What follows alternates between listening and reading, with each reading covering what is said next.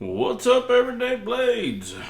Man, it feels good to be back in the Everyday Blades studio. I've been remotely filming in another room. My son's been here for a few months and he's been using the studio for his gaming, and he had to go home sadly, but I got a knife in today from one of my favorite companies, probably my favorite company, Shirogorov.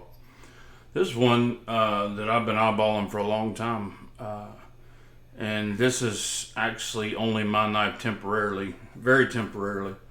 I'll tell you the story behind that. So, anytime I go to look for a knife like Shirogorov, the first thing you're going to do is go to Recon 1, and they're not going to have it. I mean, you might get lucky every once in a blue moon. It seems like when they have it is the time you're not ready to buy it. Very seldom. Like, they drop them and they're gone. So that's the only place I know to buy them new. Then you go to the Shirogorov Facebook groups, and you might get lucky there. You'll make a post that you're searching for one if you don't find one, and then I go into our group, and of course I'll make a post there. And sometimes I get lucky, and somebody will spring one up. But another place I look is eBay, and that's a gamble. You don't know who you're dealing with eBay. Even if you're dealing with a semi-honest person, if they're not knife people, they don't know how to tell you the defects on a knife. They don't know what to look for. I think that's what I ran into here. The guy, had the knife posted. He had good ratings and had the knife posted, and didn't notice that he didn't have a box. He just seemed like the way he kind of talked about the knife that he knew what he was talking about. Had like phrases on there we're familiar with, and I looked at the few pictures that were on there, and it looked fine. It looked like a light user, and that's kind of the way it was described. Well, I got it, and you might be able to see how wide the bevel is on that side, and how it almost doesn't exist on that side. And if you look real close there, you can see it's pretty much got a chisel grind on it, and it's got a nice little recurve belly in it. Well, that's not how these are supposed to be. So I was disappointed. I messaged the guy, and of course he's like, well, I didn't realize that. I asked him if he bought it new. He said, yeah, his friend bought it new. He bought it from his friend. Evidently, one of them decided to practice sharpening on it, which is just a bad move. If you're not well versed in sharpening, don't do it on $700 knives. Okay. So I messaged the guy, and he didn't offer a discount, but he would have had to offer an insane discount, because to me the blade's practically ruined. I can reprofile it and everything, but it's ground down so far that it would never be an option to sell it probably. So I just the one reason I purchased it from him is because he takes returns, and very seldom do I see that, especially people selling used knives. I don't take returns, but what I give somebody is I explain exactly what it is, and if they don't agree with that, when they get it, I'll take it back. But I don't advertise that I take returns back. So I messaged him, and he's like, well, I didn't notice that, or I didn't know about it, or he just kind of beat around about it. He seemed like an honest guy that just didn't really know that was an issue, right? Not really a knife guy. So I went into eBay and filed for the return, and I'm going to send it back, but I thought I'd take a look at it while it's here. So this is the F3. It's got G10 scales. First off, I want to say you never really know if you're going to really like a knife till you get it in your hand. Like that first time you flip it, you almost know right then and there. Like if you've been handling knives for a long time, that first flip, you're like, yep, that's it. This was it. This made me know for sure. The one good thing that came out of this, it made me know for sure that I want an F3, 100%. And sometimes you flip it and you're like, no, I ain't feeling it. And you flip it 10 more times and you're just not feeling it. That's kind of the way I felt with the Quantum. It just wasn't for me. It didn't, nothing about it was my style. It was a great knife. It's a Shirogorov. There's nothing in the world wrong with it. It just wasn't my style. So I sent it over to Jim Skelton, and he reviewed it, and I don't know what he did with it after that, but that just wasn't my gig. This one absolutely is, man. This to me is an awesome knife. So we're back to the liner lock thing, right? Of course, a lot of us, people that are my age, we grew up knowing that most liner locks were probably cheaper knives. We had a lot of them, but you didn't consider a liner lock to be a high-end knife. Well, this thing is pretty much a frame lock with some thin G10 scales on the outside. But what that does is protect you from getting your fingers on that lock bar, and you don't ever have the lock bar pressure issues. And this thing is older, and you can see it's got some patina on it and a little dirt in the scales and what have you. Not beat up by any means. It's just somebody got a hold of the blade that shouldn't have been up behind a sharpener.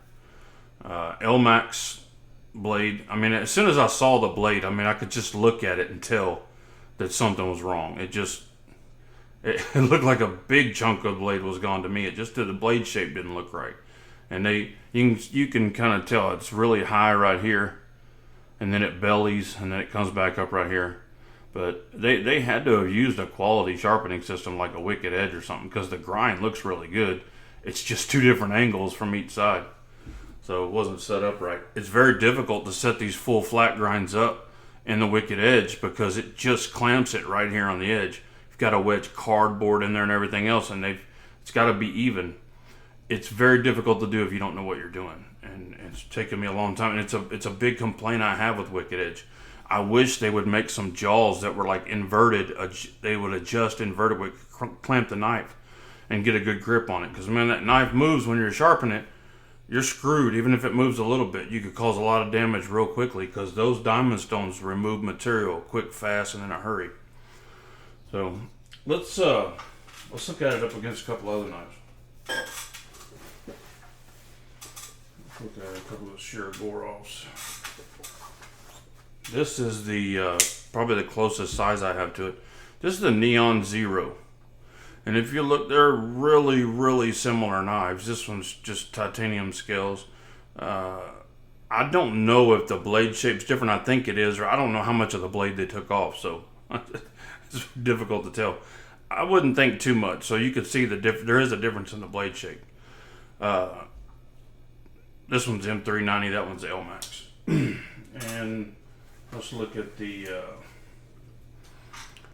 Neon Zero. The other one was the F95 Zero. This is the Neon Zero. It feels really good in hand. It's just one of those great knives. It's the one you want to carry. It's not one you're going to stick in your safe. You're going to want to carry and use this one. And I actually like the G10.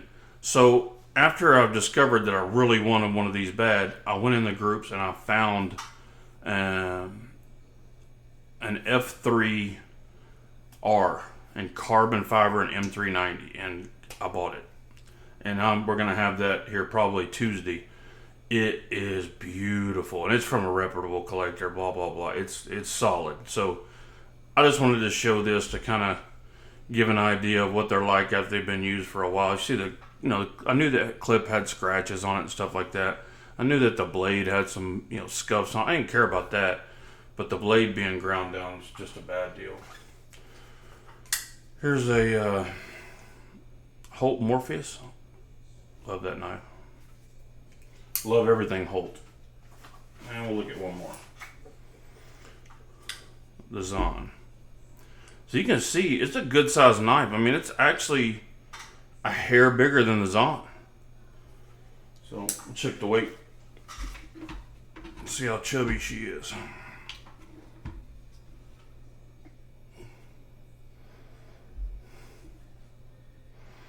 4.9, 4.7-ish. We'll take it. Sounds good. Let's check a measurement on that blade.